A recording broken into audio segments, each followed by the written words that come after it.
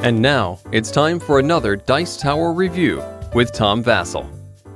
Hey everybody, today we're taking a look at Terra.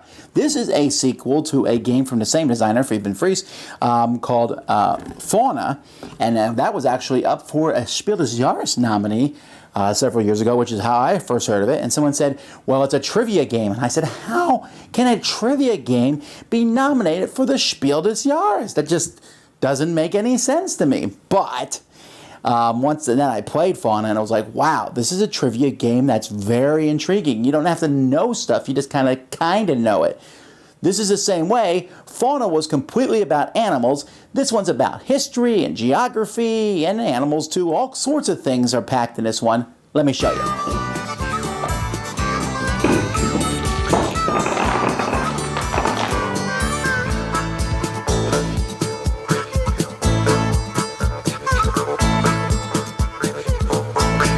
So the board here is a map of the world. There's actually two sides of the board. They're exactly the same, with the difference of there are measurements on the bottom of the board, and on one side it is the English system and on the other side it is the metric system. So you can play on whichever side you are more comfortable with. Now the board itself is made up of different regions. These don't correspond to countries. Well, they could, but for the most part they correspond to regions of the world. And there's also different sea regions, which would include any islands in those regions. There's a compass in the middle of the board. This compass is used for directional purposes. Sometimes a card will give you a clue that something, for example, is in the top right quadrant, so then you know that this line and that imaginary line over, it's somewhere over there. Now, each game uses only 6 cards. There are tons of cards included with the game, and they're all double-sided. Some of them have red borders around them to show how difficult those cards are. But what you're going to do in this game is you're going to basically fill a box with these cards. There's a box here, so that you cannot see the bottom and you can only see the top area. So here we look at a question. In this particular question, we're looking at the freshwater lake with the largest surface area. Again, it gives us a clue that it's in the top left-hand corner quadrant of the map. So it's in 2 areas of the map.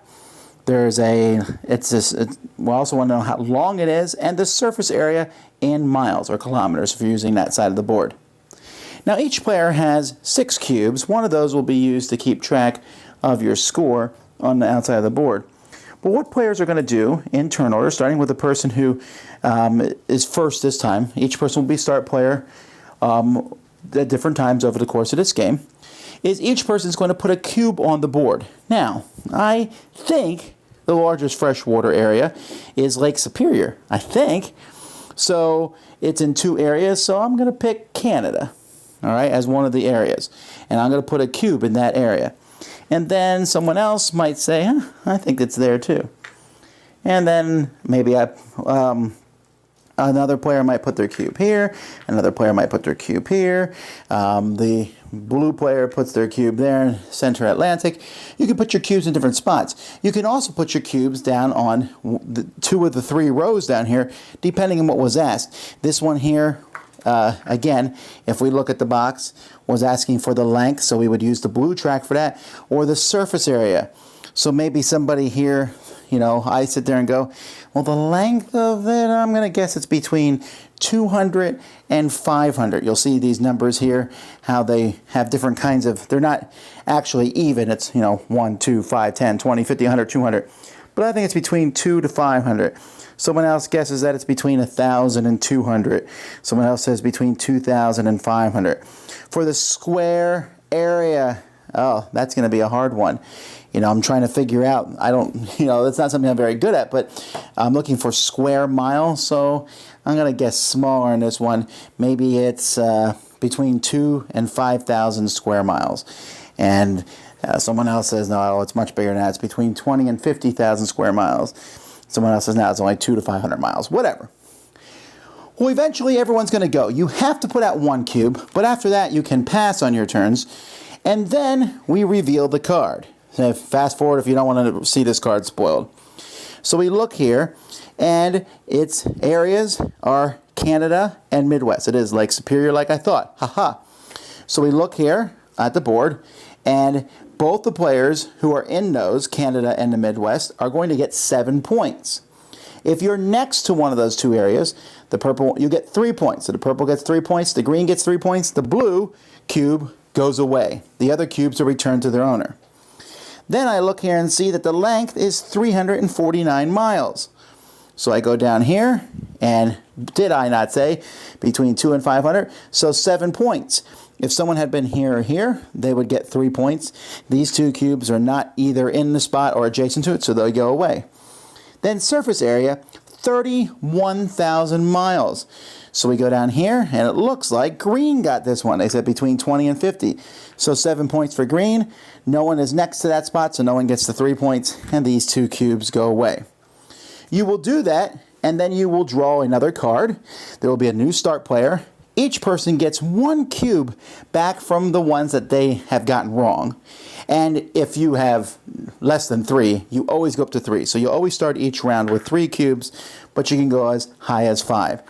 And so let me just show you some of the other things. I'm not going to show the answers, but here we have the Mayan Empire is something, Machu Picchu, the Sagrada Familia, the highest waterfall, the unintentionally most leaning tower, Cuculcao, the biggest Ferris wheel, the longest river, the Amber Room, Giant's Causeway, and you can see that there's all sorts of things in here. There's even like the largest existing bird, and Taj Mahal, tropical rainforest, Cleopatra, and so there's lots of different things in here. So you might know history or geography or animals or what have you, and you got to figure out where they are in the world. Sometimes they're in one very specific region. Sometimes they're like in 6 different regions. Sometimes they give you the clue with a compass. Sometimes they don't. But there's always these 2 other ones down here. You may not know where the pyramid is, but you may know how big it is, or things like that.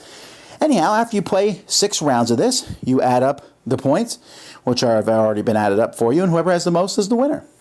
Okay, this is pretty easy. If you like fauna, you're going to like this one, unless you love animals and you're saddened that there's fewer of them.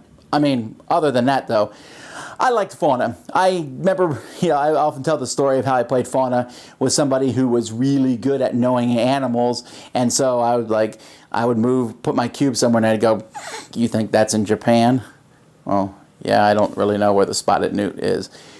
And that could be here too, right? There can still be people who are really good at knowledge and geography, but I think there's more categories here, right? Where did Mother Teresa work? Well, that's different than knowing where the highest waterfall is, which is probably different than knowing where the biggest Ferris wheel is, or knowing where the elephant, the African elephant lives. Well, that one may be more obvious.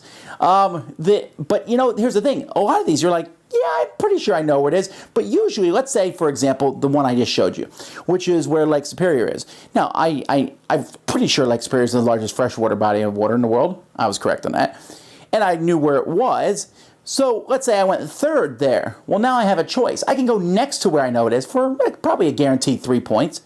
Or I can try to do one of the other ones and maybe get the 7 points. Or if I don't know and I'm playing with someone who I think does know, I can watch where they put their cube and just go next to them. Or if no one else goes around me and I'm pretty sure I can double down, put my cube there and put my other cubes next to it. I can put out 1 or 2 cubes. You should probably always put out 2 cubes, right? Because, I don't see why you would put out less than 2. But sometimes you want to put out all 5, but just be careful, because if you put out 5, then the next round you might only have 3, and you might know a lot more of the information in the next round. Again, you don't need to know exactness. You don't need to know that it's 32,000. You just need to know it's probably between 20 and 50,000. And if I'm not sure, maybe I can put 2 cubes out next to each other in the same spot. And because of that, this game is a big hit. I like it. I play with my family, and we all had a good time, because even though I probably know more geography than my family, they were able to compete against me because they might know something I don't know, or they're better at guessing the different numbers than I am. And there's different categories. I felt that this was just a really strong, hey, we're getting together and playing as a family game, but also gamers. So yes, the category of this game might say trivia, but this is by far the most fun trivia game I played. Well, maybe Wits and Wagers, but this one has a different feel. It's like almost a bidding, like I'm pretty sure it's over here, and you're putting cubes out on the board. I like it. And it's educational, which is another plus for it. So big thumbs up for me for this game. If you look at it and you're like, I don't know about it, try it, because the game is actually that good. And if you teach kids, if you work with kids in any sort of capacity, one of the best educational games in the market, because it's fun. But don't let that word educational scare you off. The game is simply fun. Dice Tower Judgment, excellent. Thanks so much for watching the Dice Tower videos. Find more great videos and reviews, as well as our top-rated audio podcast at Dicetower.com. You can also find other great shows at Dicetowernetwork.com. I'm Eric Summerer, and you've been watching The Dice Tower.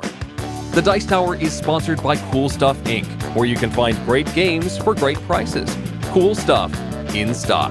Check them out at CoolStuffInc.com. Shut the door!